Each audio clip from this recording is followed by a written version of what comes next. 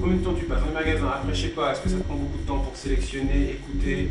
Est-ce que tu as quand même une grosse part comme ça au travail, chez soi, et puis de connaissances, en fin de compte, de se mettre au courant de ce qui se passe au niveau des morceaux? Tout à fait, Jean-Marie. Alors effectivement, non, j'achète depuis en fin de compte l'époque où je me suis vraiment lancé très officiellement dans cette musique électronique, donc Cybertrance, surtout à l'époque sur des radios fun. J'espère que j'y serai encore à l'époque, on regarderait, mais il y avait donc des émissions très trans. Effectivement, j'allais au moins 1 à 2 fois par semaine dans les magasins. Depuis quelques temps, j'y vais un peu moins souvent, mais je suis de très près l'actualité, c'est-à-dire que je vais, on va dire, une moyenne d'une fois tous les 15 jours, 3 semaines, faire une razzia dans les magasins, c'est-à-dire au moins une trentaine ou une quarantaine de vinyles. Je les réécoute à la maison. Et tu passes beaucoup de temps à les écouter chez toi pour pouvoir... Ouais, surtout pour les soirées où on mixe très régulièrement le vendredi et le samedi soir, donc je suis amené à un petit peu à revoir dans mon bac les CD, donc j'en profite pour retomber sur des vinyles que j'écoutais depuis 6 mois, 1 an, 2 ans. Donc en fin de compte, je suis de te tenir au courant. Ouais, de ce que j'écoutais avant, d'être au courant de ce que j'écoutais avant. Voilà. T'as pas bien écouté à l'époque. Voilà, des morceaux que tu avais mis de côté, que finalement tu dis pourquoi j'ai mis ce disque là, ça sert à rien. Et puis finalement, 1 an ou 2 ans après, avec les tendances, les goûts, tu vas les ressortir, des trucs que tu écoutais, tu te diras, je les mettrai dans toutes les soirées. C'est des disques que tu ne verras même plus une seule fois en temps. Donc ça varie, ça change, mais ouais. Est-ce que tu pourrais nous dire quel est le disque ou le morceau ou le groupe qui t'a vraiment influencé dans cette musique, qui t'a vraiment marqué dans cette musique? Est-ce qu'il y en a un, deux? S'il y a un morceau, un artiste qui m'a influencé dans cette musique, aucun artiste. Un disque particulier? Un disque particulier. Qui t'a marqué, pas quand tu m'as influencé, ah ouais. qui t'a vraiment marqué et qui t'a donné envie d'aller plus loin. Un morceau qui avait été fait en collaboration avec Ludovic Navarre, Chaz et Laurent Garnier, qui est Choice, qui s'appelle Acid Eiffel. Et quand je l'avais découvert, donc c'était sorti en 93 sur Fnac Music. Ah ouais, alors là ça a été... À la première écoute ça a été le coup de foudre, et c'est l'un des seuls morceaux qui encore aujourd'hui me met une claque, et j'ai dû le passer une bonne trentaine de fois dès que c'était sorti à la radio sur Fox, qui était assez bizarre à l'époque. Mais même encore, c'est ce que j'aime en fin de compte, c'est un morceau qui est long, qui fait plus de 13 minutes, et qui en fin de compte monte progressivement, c'est très progressif, qui a à un moment donné une certaine hauteur, et qui redescend très progressivement pendant 4-5 minutes. Avec les sons de baleine et tu as le temps pendant 13 minutes véritablement de t'éclater, mais il y en a d'autres. Hein. Mais c'est un morceau qui m'a vraiment marqué dans la musique électronique. Maintenant en artiste pur, non, parce que j'ai passé de style en style.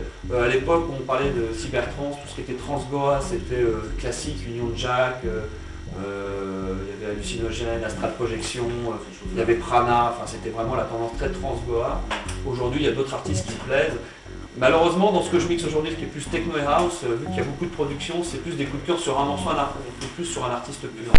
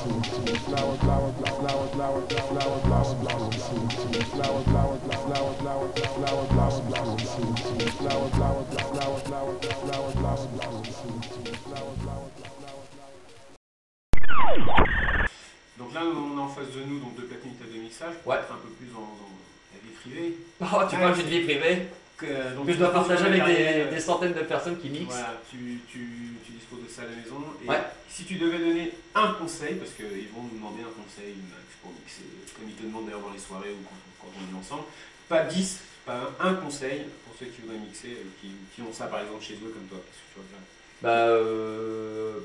Ça va être c'est une très bonne question. Avec dans un instant une très bonne réponse. S'il devait y avoir un seul conseil, c'est d'avoir, malheureusement, je dis bien malheureusement parce que ça va coûter cher, du bon matériel dès le départ. Ouais. L'erreur que font les jeunes, et c'est normal parce que c'est un problème de budget, c'est qu'on n'a pas l'argent. Mais si on veut véritablement bien commencer, il faut tout de suite commencer sur du bon matériel. Après, on apprend la technique de mix éventuellement. Mais si on n'a pas ce qu'on a en face de nous, c'est-à-dire des platines comme celles qui sont devant nos yeux, qui sont des très bonnes platines qu'on utilise depuis 15 ans dans des boîtes, et une bonne table de mixage avec des bonnes fréquences, un bon retour pour pouvoir justement apprendre tout de suite avec du bon matériel. Je pense qu'on fait une erreur parce que commencer avec une mauvaise table et des mauvaises platines, on prend des mauvais tics. C'est un peu comme quand on sert au tennis et que tu lèves pas assez haut la balle, et puis au bout de 5 ans que tu sers, et puis qu'on te dise si tu veux avoir plus de force dans ton service, mon petit Maxou, il faut que tu lèves ta balle d'1,50 m de plus, et bah tu frappes dans le vide, c'est ce qui m'est arrivé.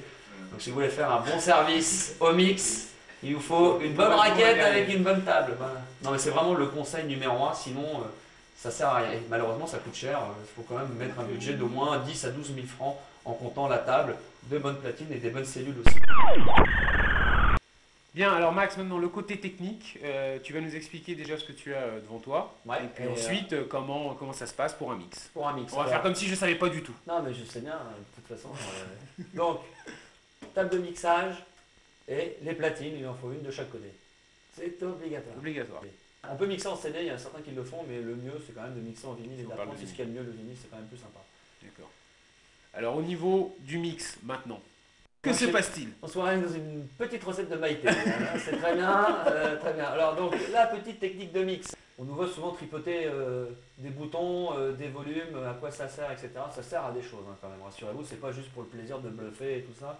Alors il y a ce qu'on appelle d'abord les sorties, les potards, c'est-à-dire le volume de ce qui va sortir de la table, par exemple, là si j'augmente.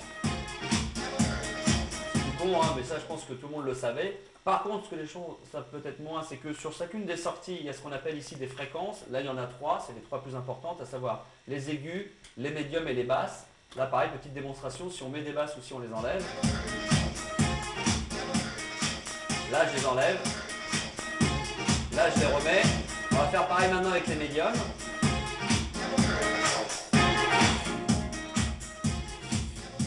Donc là, pareil, effectivement. Et enfin, les aigus. Je les enlève. Et là maintenant je vais les rajouter. Donc ça c'est une chose importante. Alors on les utilise en fonction d'abord du style de musique qu'on va mixer. Si c'est house ou techno ou autre, effectivement là ça a amené à changer par rapport aux fréquences. Et puis en fonction également de ce que le DJ veut mixer, de la manière dont il veut mixer. Et puis après il y a tout l'ustensile également obligatoire, à savoir le casque, on expliquait tout à l'heure, le côté, se pencher. Vous allez vite comprendre l'utilité et puis effectivement le principe également de mixer. Donc là ce que je peux faire, mais alors vraiment d'une manière très simple, parce que ouais, juste pour montrer ce que c'est que mélanger deux disques. Voilà, pour mélanger deux disques, voilà. L'amour entre deux disques. Donc on va prendre ce morceau qui est là. Et je vais essayer de vous expliquer en même temps ce que je vais faire la manipulation. Donc là je vais écouter dans le casque celui-ci.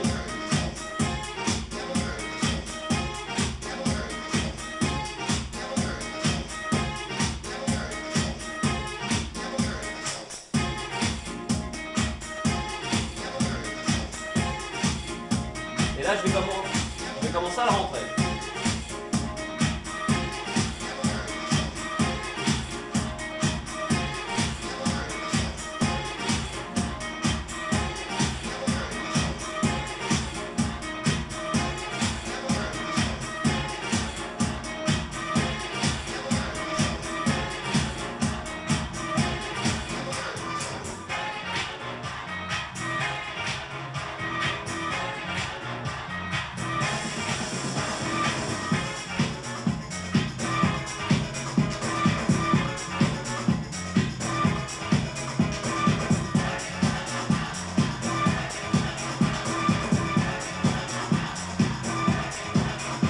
Bah, j'ai fait d'une manière assez rapide. C'est mais, tellement bien fait qu'on n'a rien vu.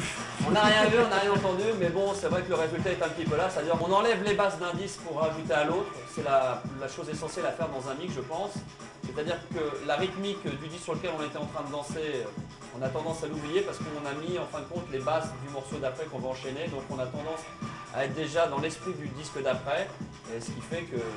C'est-à-dire que le disque qui arrive remplace celui qui est parti. Exactement, tout simplement. Mais d'une manière, avec les basses, c'est important quand même de bien faire attention à ces réglages dès le départ pour ne pas prendre de mauvais tics, comme on le disait tout à l'heure dans l'interview avec la fameuse raquette.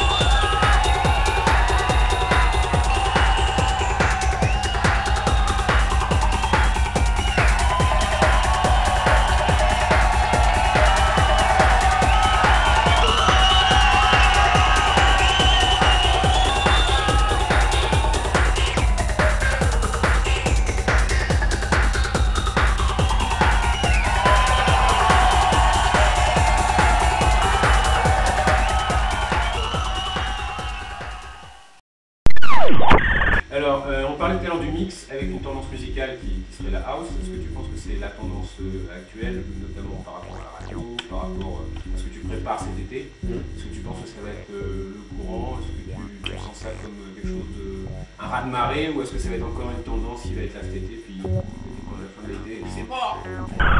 Alors, la tendance, par rapport à la compilation, donc le mix house que vous avez entendu juste avant le CD-ROM, c'est clair que pour l'été 99, ça va être house partout dans les clubs. À la radio, je pense beaucoup. On a des projets en ce qui me concerne d'émissions house sur les grandes radios.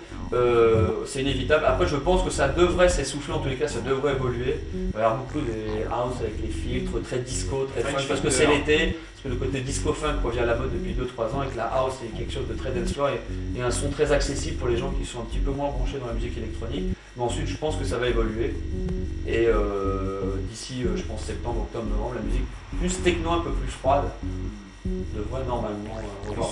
Mais ça pareil, c'est le côté très radio et très club pour cet été, mais dans les gros clubs purs, je pense que la musique techno a beaucoup plus d'avenir et en tout cas est beaucoup plus demandée que la house.